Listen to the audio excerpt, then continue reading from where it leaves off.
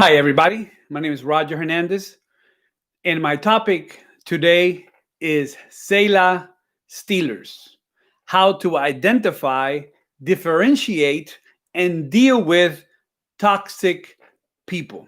It is interesting that this was my assigned topic because this week that I'm recording this, one of the most notorious toxic members that I have ever pastored passed away. It's interesting. I got the notice in my Facebook, and this guy was notorious. He would make up stuff about me. He would always be like the Absalom in the entrance of the church, talking about stuff. Doesn't matter how I did, what I did, or how much I tried. I could never win him over. So I am very interested in presenting this topic because it doesn't matter how good of a pastor you are, how good of a leader you are always going to have your detractors. Our passage for today is found in Acts chapter 20 and verse 28. It is interesting that Paul is writing right before his death, and he is telling the church that their greatest attacks are not from atheists outside of it, but from toxic people inside of it. Chapter 20, verse 28 of Acts says, "Be like shepherds to God's church." Yeah, it's the flock that he brought with the blood of his own son. Amen. I know that after I am done, others will come like fierce wolves to attack you. And he's not referring to the Romans who were persecuting him. He says, some of your own people will tell lies to win over the Lord's followers. Oh, my word. Be on your guard. Remember how day and night for 3 years I kept warning you with tears in my eyes. So basically, there's three things that I want to accomplish in this presentation. The first one is I want to differentiate between types of resistance that you're going to get in your local context. The second is I want to help you how to identify toxic people in your congregation. And number three, I want to help you to learn how to properly deal with them. It's going to be incredibly practical. I am always willing to connect, and you know how to find me on social media. Connect with me if you have any feedback, if you have any questions. I'm always willing to have conversations about this topic in particular because your options are either to be irrelevant or to be criticized. There are no other options. You can be irrelevant or you can be criticized. So you get to choose. First thing we want to address is types of resistance that you're going to get in your local congregation. I've separated them into three groups. The first group is people that question you. These are people that have no axe to grind. These are people that are not upset at you. They don't want your demise. They don't wish you gone. They don't want you to fall over and break a leg, right? They don't write letters to the conference or send you nasty emails. They have honest questions about your proposal. For today's exercise, I'm just going to pick one specific proposal that you're making in your church. You want to convert a room that right now is storage into part of the fellowship. You want to do some rearranging of the physical location. And in your mind, this would be a great idea because it will give you more space in your fellowship room. It will give you the opportunity to have different activities there that you now don't have. And it seems like a good idea in your mind, but when you present it to your board, there are people who are going to question. There are people in your congregation who are going to question whether this is a good idea. They're not against you. Our fragile ego sometimes sees honest questions as personal attacks because in our mind, especially if we suffer from a difficult illness called all or nothing, right? This is whether people are either your greatest enemy or your greatest friend. There is no gray area. You're either for me or against me. Why is your ego so fragile that you cannot resist any type of questioning? They're just having some honest questions. They want to know how much it's going to cost. You didn't really explain the numbers. You didn't really explain how the process was going to work out. They just want to ask a question, right?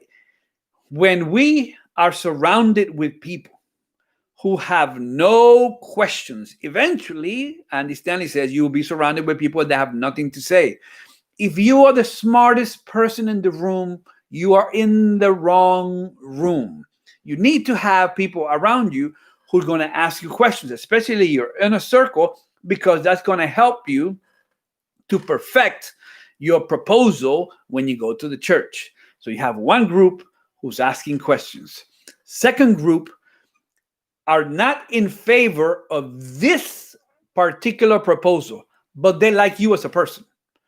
Right? This second group, they're not really feeling converting that room into part of the fellowship room. They don't like it. It can be a myriad of reasons. Some of them might be a tradition that's never been touched before. Some of them have a concept that we don't have enough money to do it. Some of them don't understand and therefore reject the fact that you've chosen a company to do it that maybe does not have the best reputation, or you are going to do it yourself, and they would prefer if somebody from outside the church who's not tied to the church does the work, so you can expect more from them. Whatever the reason, they don't like your proposal. The problem, again, our fragile ego, we see a person rejecting this particular proposal, thinking they're rejecting us. And we think, well, I can't understand this guy. He used to be a friend, but now he's turned against me. No, dude, he hasn't turned against you. He just doesn't like this idea. It might be a great idea in your mind, but in his mind, it isn't. And people have the right not to like your ideas. You are not God. You don't have all the right answers, right? So when you personalize rejection, it's very easy to do as a pastor because our job never ends. We have no finish line. So what we do is we mix our personal identity with our occupation. So when somebody rejects something that has to do with our occupation, with our proposal that has to do with our job, we take that personally because we think they're rejecting us, that they don't like us, because it's very hard for a pastor to separate the two. I know. It's hard. I get it. You're always a pastor. You're never not a pastor. That's double negative. You're always a pastor. If you're shopping at Costco, you're a pastor. You're playing soccer, you're a pastor. You're playing ball, you're a pastor. You're watching TV, you're a pastor. You're at the movies. I mean, don't go to the movies. You're at the movies, you're a pastor. Whatever it is that you do, you're always a pastor. It's really hard to differentiate. But group number two, they are going to like you again, and they like you now. They just don't like this proposal, right? Once again, the way you filter that is that you ask yourself, okay, let's think about track record. Why am I getting so offended? Why am I taking this so personal when they're just rejecting this proposal? And that is fixed with having conversations. And when you laying aside your fragile ego and understanding that people can, in fact, reject proposals that they hear. Group number one, I just have a question. They're not really wanting to reject it. They just have questions. Group number two, they reject this specific proposal, but they like you as a person. And then group number three are the toxic people. These are people that want you gone. They're the people that will tell you, I've been praying for you, pastor, so you're gone. Whether you're male or female, I was not in favor of you coming here. I think it was a bad match from the beginning. They will let you know by consistent actions over time that they don't like you. They will gossip about you. They will write you nasty emails. They will never compliment you. They will look and pick at, if a proposal has 20 things, but it has one weak area, because every proposal has a weak area, they will forget the 19 good things and pick at the one thing that they don't like and they believe it's a weak area. For example, your proposal is solid, you bring good paperwork, you explain it well, you have the budget to do it, you have the support of a large percentage of the church, but you hired somebody from outside the church to do it, and they won't talk about how solid it is and how important it is and how much of a ministry opportunity is gonna have.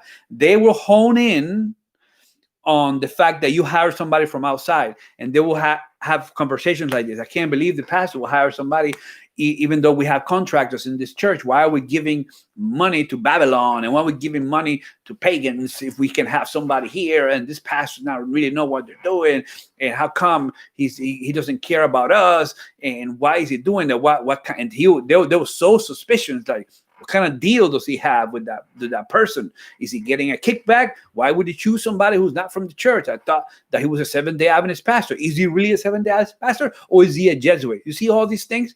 You think I'm just making stuff up. This happens all the time. Toxic people don't like you, have never liked you, and will never like you no matter what you do. Because if they would start liking you, they weren't toxic people in the first place. There will be one or two. All right. So understanding this third group, the ones that write the conference, that call the conference, that are doing secret meetings with other elders, they're trying to undermine. If you have a district, the Sabbath that you're not in that church, they'll get up and preach and tear down everything you preached last week.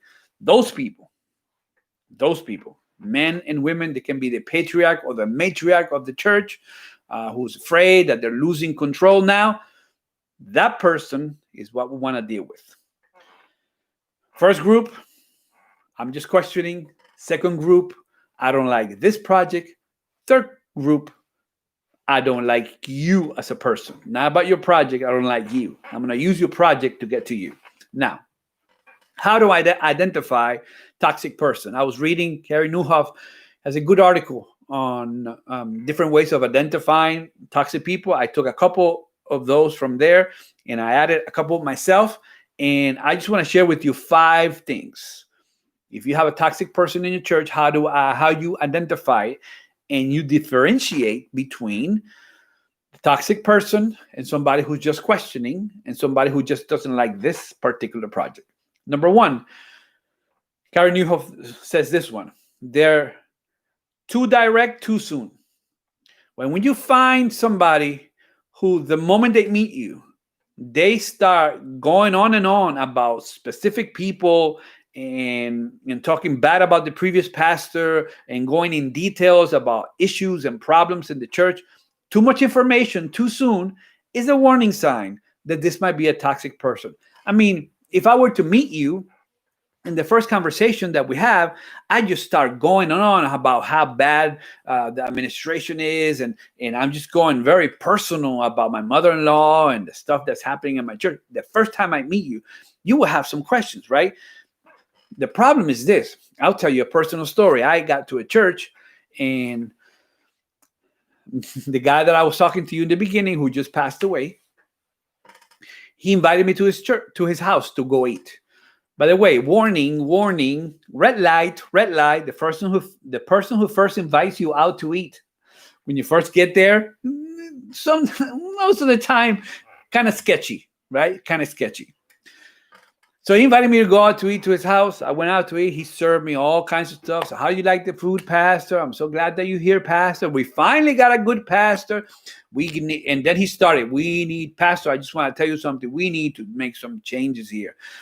This is the problem, Pastor. The problem is that the same people are always in leadership, and there's no new blood, and this church needs new blood. And we're so glad you're here now, because I hear good things about you.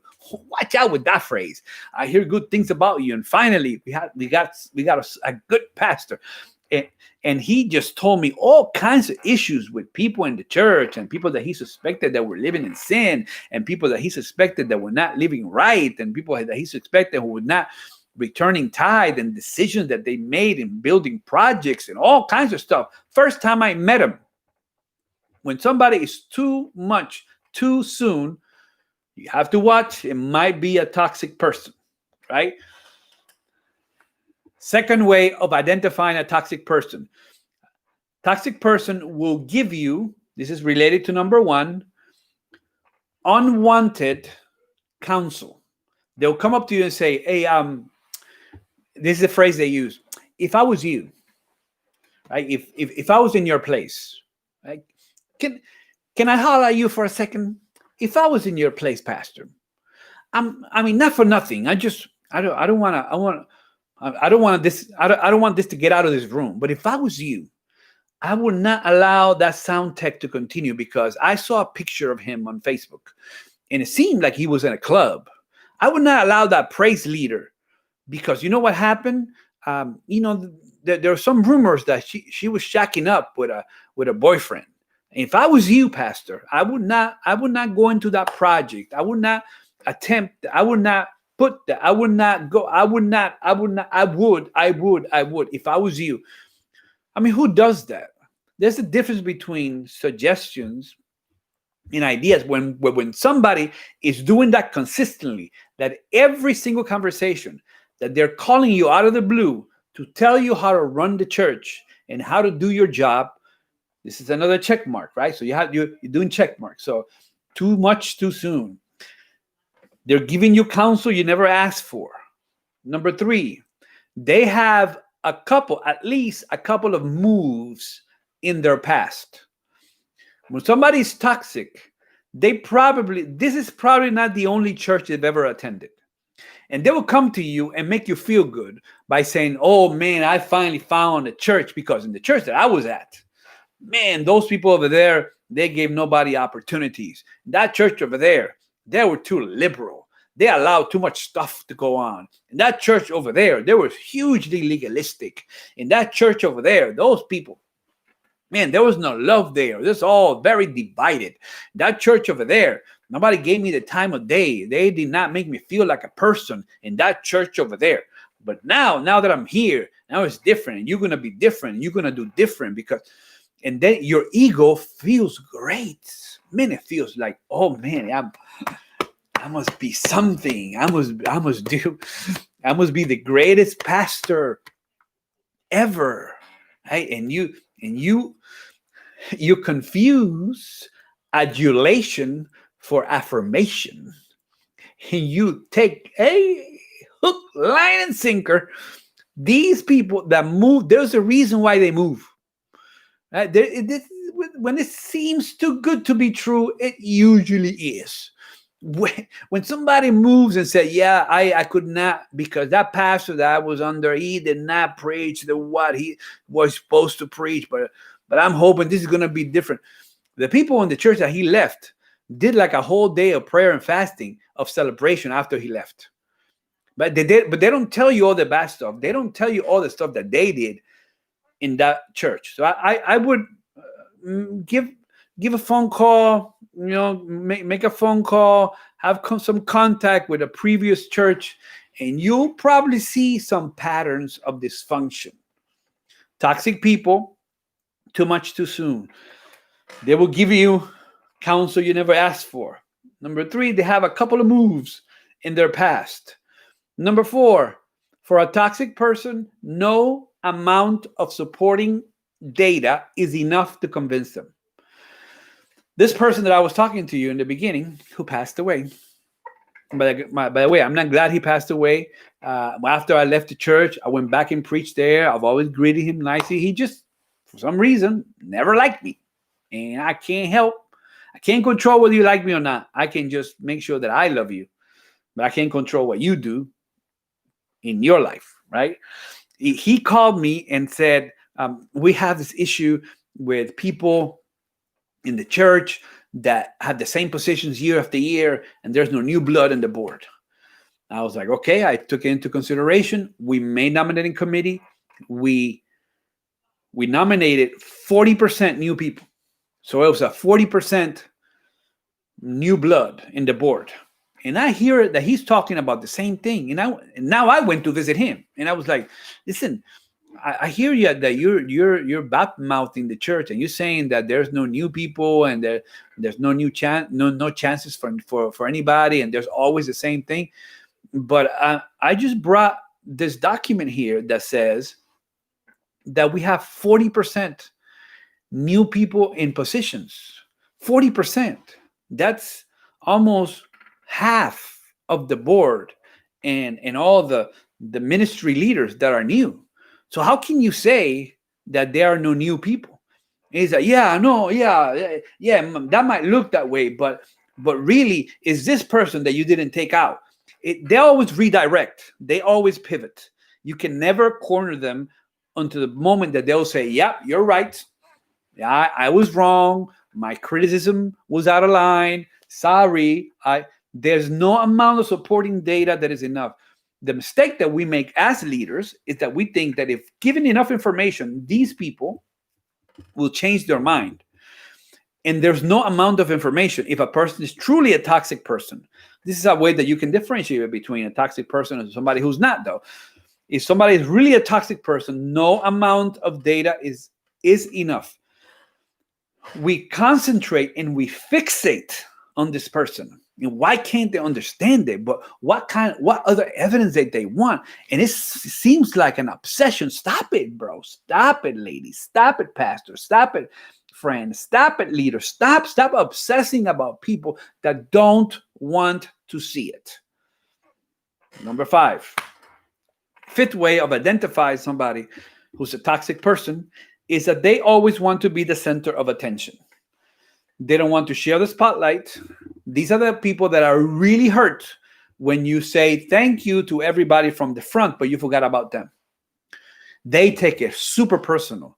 At the end of the service, they won't even talk to you.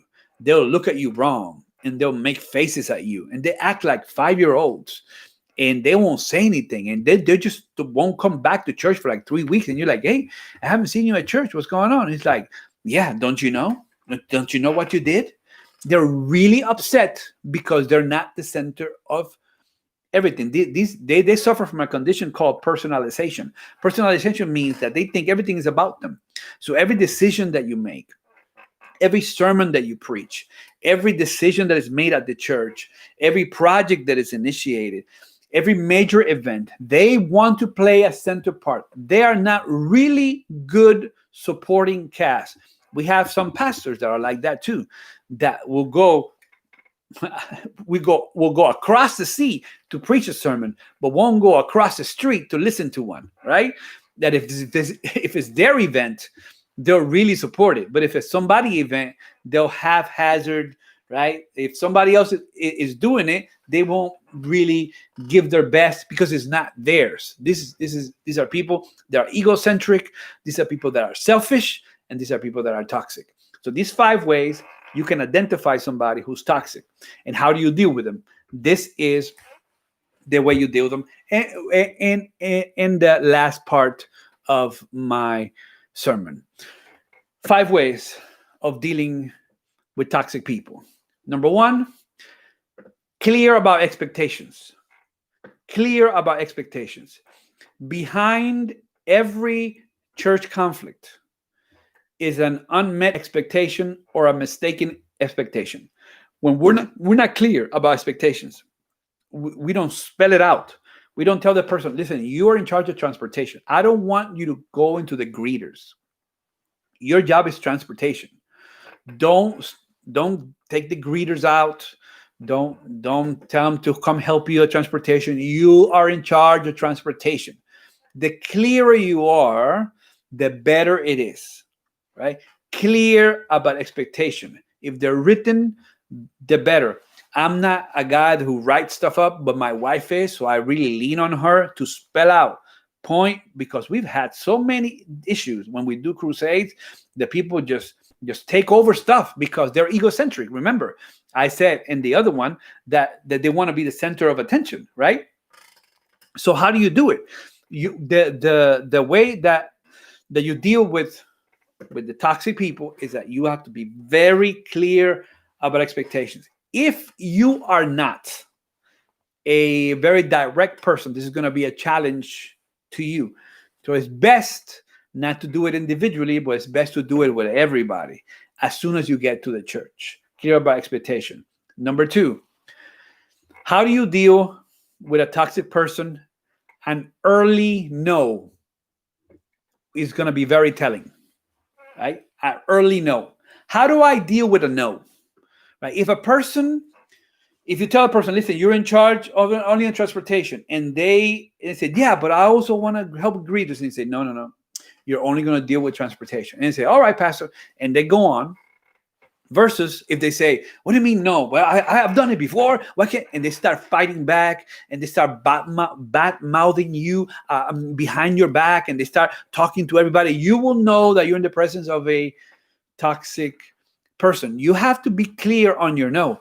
And when you do say no, like, use your nose wisely, because when you use your nose, you got to stick to your no. You can't, just because they made a big stink and they made a big scene, then you're going to say, well, yeah, I just don't want a big scene here because there's visitors. And then you allow it. And then just like a child, they will do that the same thing. They will do that next time. Clear about expectation. Early no is important. So they know you have a backbone.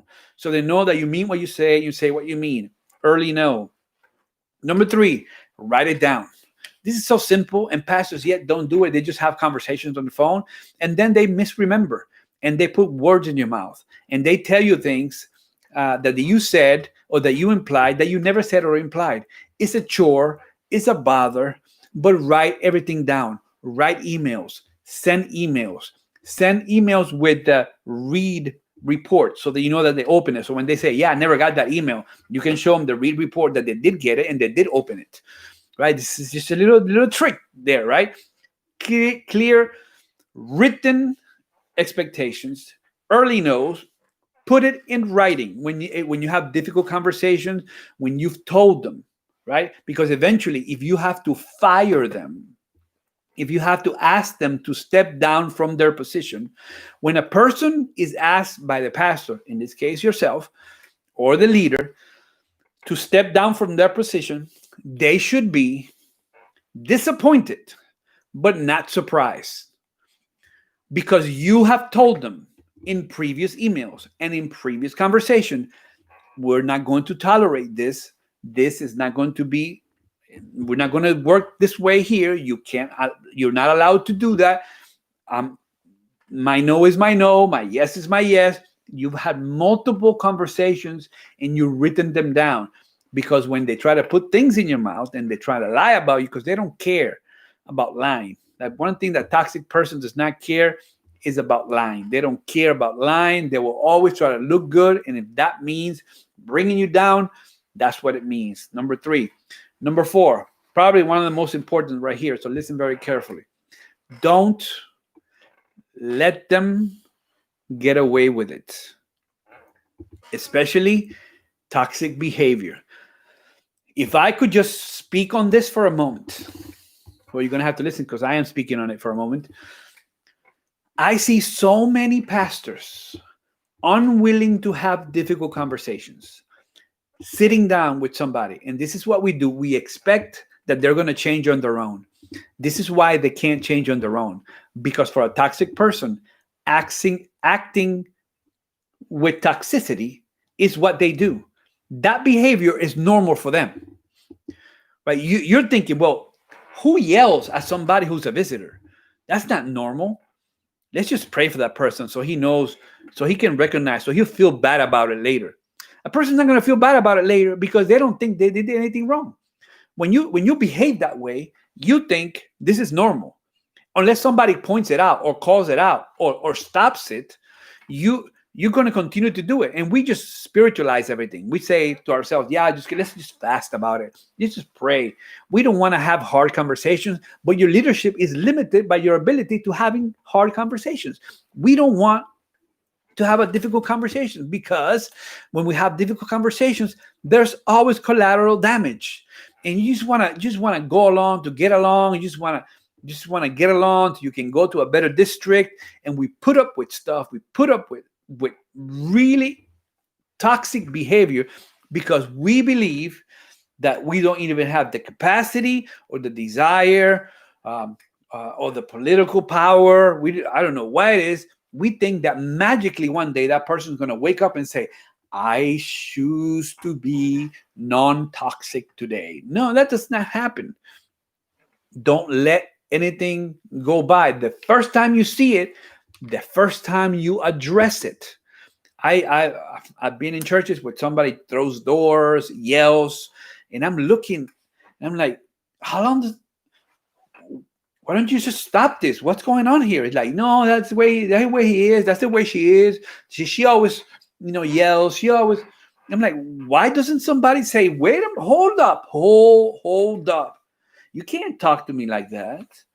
You don't talk to her like that. You don't treat visitors that way. You don't go around telling people that they should wear longer skirts. It's not your job to be a prophet inside the church and beat people up. It's not your job to call out specific scenes from the pulpit. It's not your job to yell at people. It's not your job. Wait, hold up, wait, stop. Don't let it go by. Grow some character. Have hard conversations. And then number 5, and this is my final point. Toxic people are exhausting for you as a leader. They will drain your emotional capital faster than anything else in church work. If you are not careful, you are going to find yourself in a relational deficit where you are expending more emotional energy that you are receiving. So I just want to counsel you to get yourself a counselor. Christ and counselor and counseling are not in opposition. They go in combination. Sometimes we want to act like we got it all together. I don't need counseling. That's for crazy people. I just need to pray more. No. You can pray a lot and you can also go to counseling. Your mental health is really important. When you operate with no margin, toxic people, the greatest damage that toxic people do is that they stop you from being present with the people you love. And I want the people that know me the best to respect me the most. And that does not happen if I'm not present.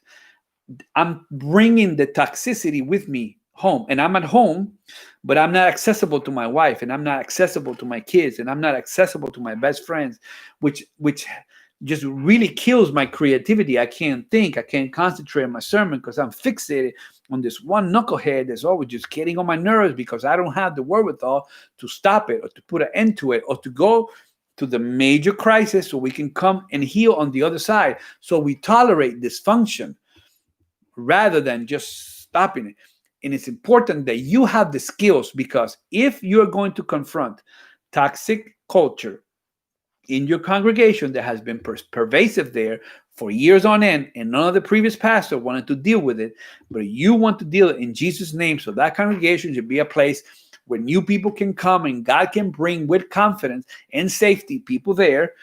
You're going to have to get yourself a counselor because you have to have some personal margin, and you're going to have somebody you need to learn the skills to cope with and separate your identity with your occupation. So I just want to finish my presentation today, just really encouraging you that as you deal with toxic people, work on yourself. It's going to be a bumpy ride for some of you. If I can do anything to help you, I'm always just a phone call away. Write me, let me know. And remember that Jesus is for everyone. I'm going to post a couple of these things on my YouTube channel, which is the continuation of this presentation. So if you want to learn some more stuff, I've posted it there. Thank you for listening, and I'm praying for you. Don't let the Selah Steelers take away your joy.